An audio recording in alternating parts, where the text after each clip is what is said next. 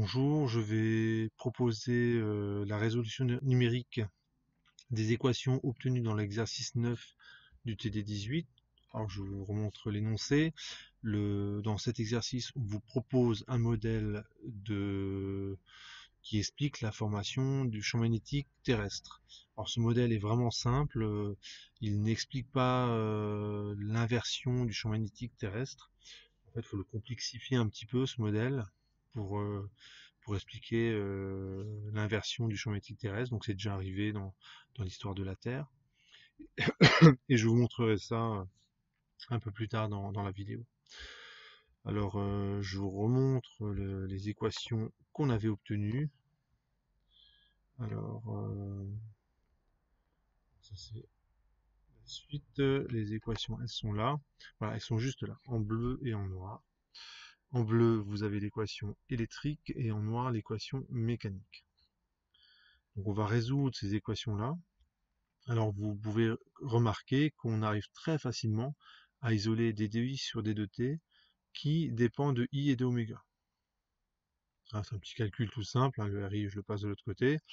Le oméga point, la dérivée temporelle, là aussi est très facile à exprimer en fonction de I.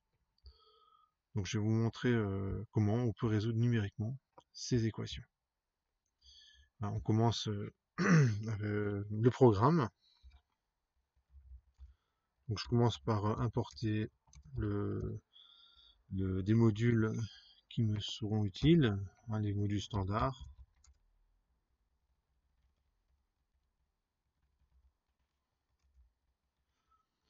Voilà, donc c'est NumPy, ouais, c'est bon.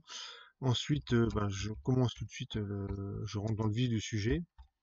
Quand vous faites une résolution numérique et que d'une équation différentielle du type la dérivée de x, la dérivée temporelle de x égale une fonction de x et du temps, bon ici il se trouve que ça dépend pas du temps, eh bien, on peut utiliser la méthode de L'Air ou ici la méthode de Runge-Kutta parce qu'elle donne de meilleurs résultats. Mais à votre programme, je vous rappelle qu'il n'y a que la méthode de L'Air qui est explicitement à votre programme. Mais quand vous faites des résolutions numériques, évidemment, je vous conseille la méthode de Runge-Kutta qui est beaucoup plus précise. La méthode de L'Air, elle est quand même elle est assez facile à comprendre, mais les résultats sont pas terribles. Et la méthode de Runge-Kutta, c'est un bon compromis entre la difficulté de mise en œuvre et la qualité des résultats.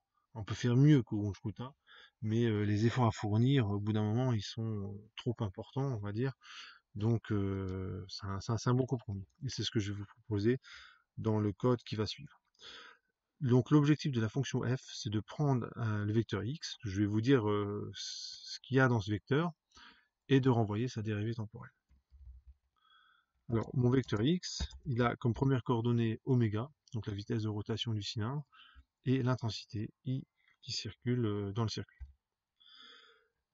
Je vais calculer la dérivée temporelle, que je la note oméga p, hein, p comme point, c'est, donc sauf erreur, c'est gamma, donc c'est un paramètre que je vais définir dans un instant, m fois I carré divisé par G. Alors, je fais une petite modification de notation. Normalement, il faudrait que je divise le tout par 2pi. Je vous remonte les équations, hein. C'est la deuxième, celle-là. Oméga point, donc c'est gamma moins mi carré sur 2pi, le tout divisé par J. Alors, moi, ce que je vous propose, c'est que le m sur 2pi, en fait, je le note m, tout simplement. Ça m'évite de diviser par 2pi. Donc ça, c'est absolument pas gênant, hein, parce que la valeur de m, de toute façon, vous la choisissez comme vous voulez. Donc, la diviser par 2pi, ça va juste la modifier un petit peu. La dérivée temporelle de i, c'est, sauf erreur, c'est m fois i fois oméga moins r fois i, le tout divisé par L. Je vais vérifier mon équation.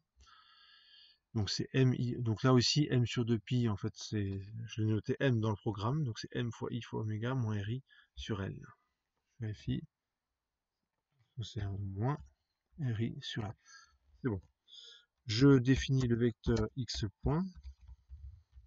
J'utilise la fonction np.array, donc cette fonction-là transforme une séquence en tableau.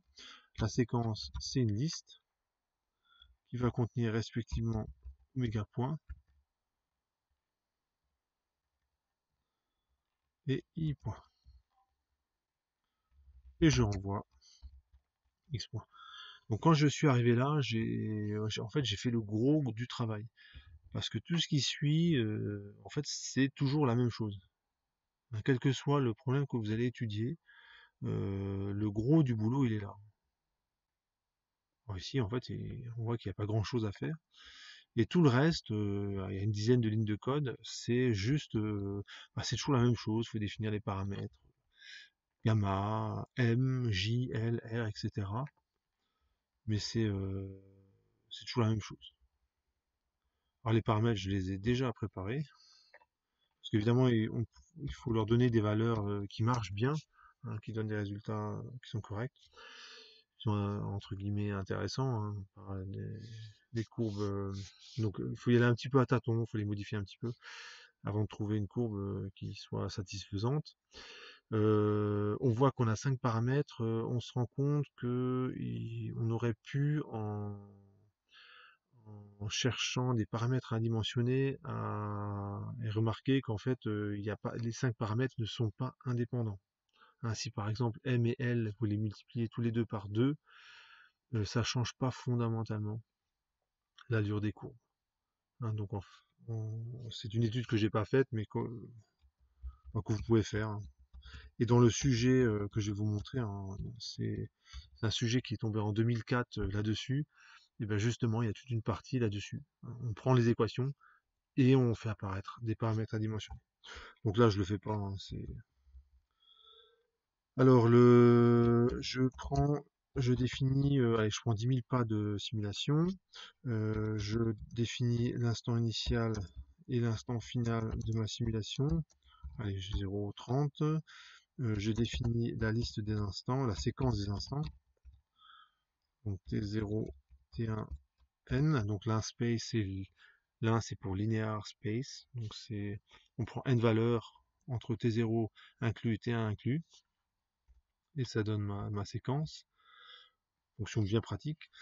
Ensuite, j'ai besoin de la valeur initiale de oméga 0 que je prends en égal à 1. La valeur initiale de l'intensité que je prends égale à 1. Je peux définir le vecteur x initial. Donc j'utilise de nouveau la fonction array. Et donc il y a comme coordonnées oméga 0 et 0. Ensuite, bon, j'ai peut-être oublié quelque chose, mais je compléterai après. Voilà, je commence mon itération. Première chose que je fais, je définis le pas de temps. Ensuite, j'utilise la méthode de Runge-Kutta.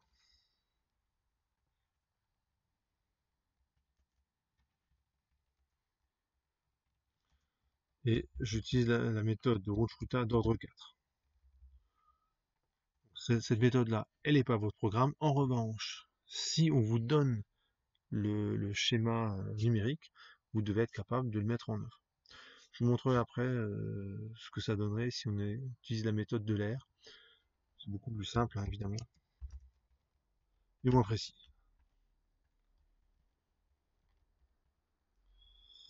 Ensuite, donc, pour dire les choses simplement, la méthode de Runge-Kutta, en gros, c'est on y va à tâtons. On fait une première estimation du taux d'accroissement, c'est K1, en fait c'est la dérivée.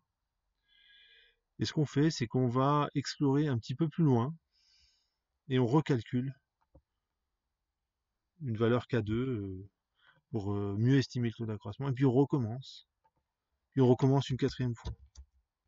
Alors, la, la justification exacte de cette méthode, c'est un petit peu technique, hein, mais en gros, c'est l'idée. On y va à tâtons, et en explorant un petit peu ce qui va se passer euh, dans la suite de la simulation, on arrive à estimer très précisément le taux d'accroissement. Voilà, donc je peux calculer la nouvelle valeur de x, et je fais maintenant une moyenne pondérée des K1, K2, K3 et K4. Donc là aussi, la justification de ça est un petit peu technique. Et normalement, j'ai fini. J'ai fini. Je vérifie que j'ai rien oublié. Alors, je pourrais lancer le programme, il va rien se passer, évidemment, puisque je n'ai aucun affichage. Et évidemment, j'ai besoin d'un affichage. Donc, ce que je vais faire, c'est que chaque fois que j'ai calculé une nouvelle valeur de x, je vais prendre l'intensité et l'oméga et les mettre dans deux listes séparées, Li et L'oméga. Alors initialement, la valeur de I c'est I0, la valeur initiale d'oméga c'est oméga 0, et avec la méthode append, je vais rajouter la nouvelle valeur de I calculée. Alors I est en deuxième position, hein, ça se voit ici. I est en deuxième position, donc c'est X crochet 1.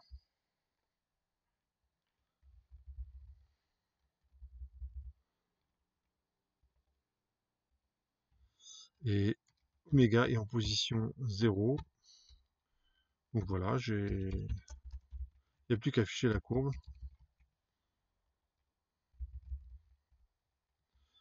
Alors, comme il y a deux courbes à afficher, je vais utiliser la méthode subplot.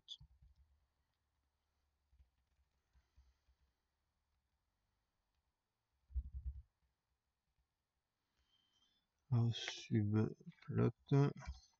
Donc cette méthode, elle fonctionne de la manière suivante. Le premier chiffre, ça vous dit qu'il y a deux lignes. Le deuxième, c'est qu'il y a une colonne.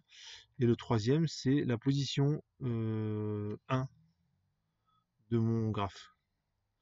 De 1 à 2, c'est toujours deux lignes, une colonne, position numéro 2. Je trace la courbe, donc TLI. Je vais nommer les axes pour qu'il y ait quand même une trace. Donc c'est l'intensité. Je m'occupe maintenant de l'autre graphe. Et L oméga. Y label. Alors je vais utiliser, si vous voulez utiliser les lettres grecques, il faut procéder comme ça. Sinon vous mettez oméga, hein, mais là vous aurez un affichage qui est un peu plus, un peu meilleur. Mais ça c'est un détail, hein. Franchement, on vous reprochera pas de pas savoir ça. Et c'est le temps en abscisse. Ouais, ben, regardons un petit peu ce que ça donne. Ah, matplotlib, petite erreur de syntaxe, y label. Ah, c'est reparti.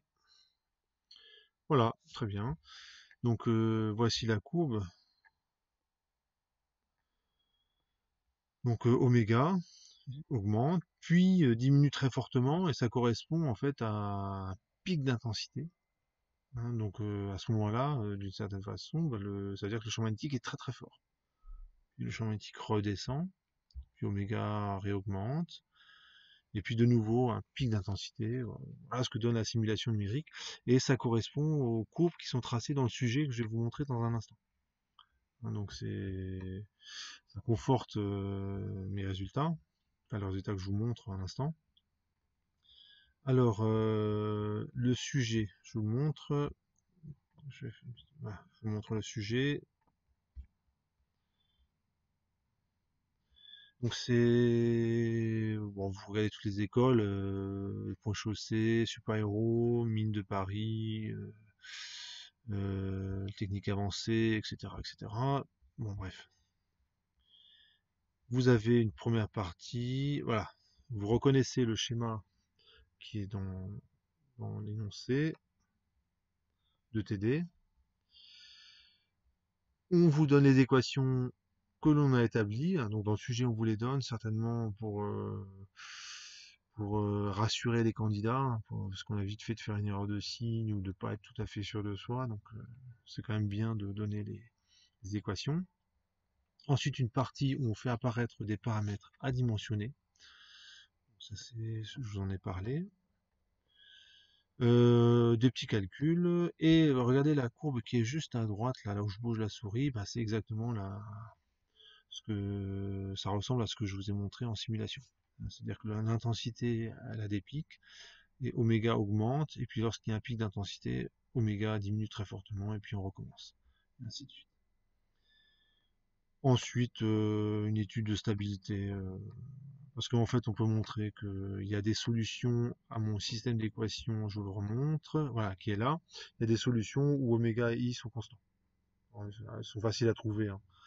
Faciles à trouver, et on peut remarquer, on peut étudier la stabilité de ces solutions autour de, ben, c'est les points noirs qu'on voit là.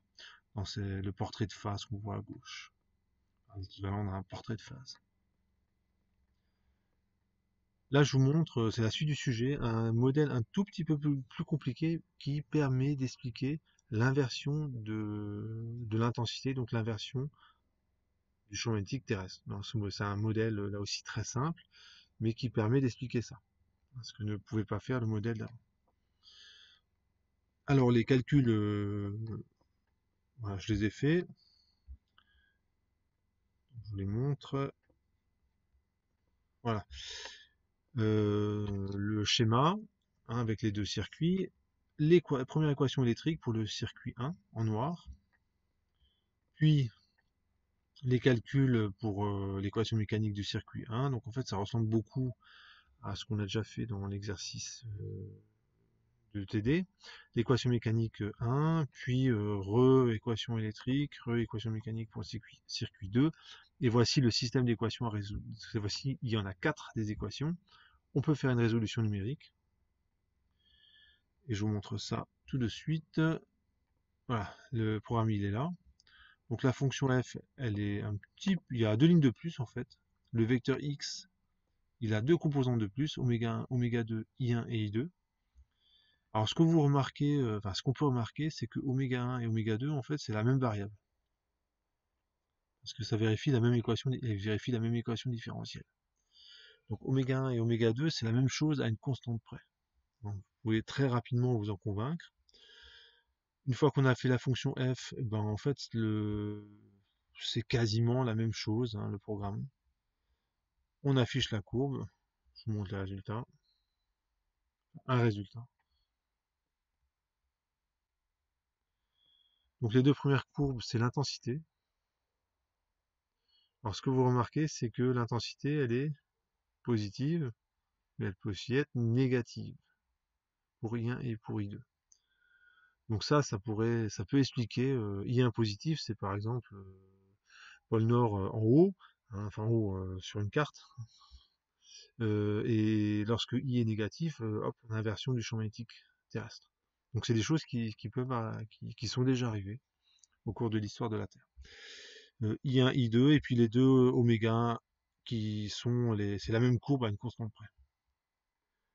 Et je vous montre un portrait de phase. En fait, comme oméga 1 et oméga 2 c'est la même variable, ce que j'ai tracé, c'est oméga 1, I1 et I2. Ça fait un graphe en 3 dimensions, donc c'est assez joli, hein, ça fait une sorte de selle de cheval, un petit peu compliqué.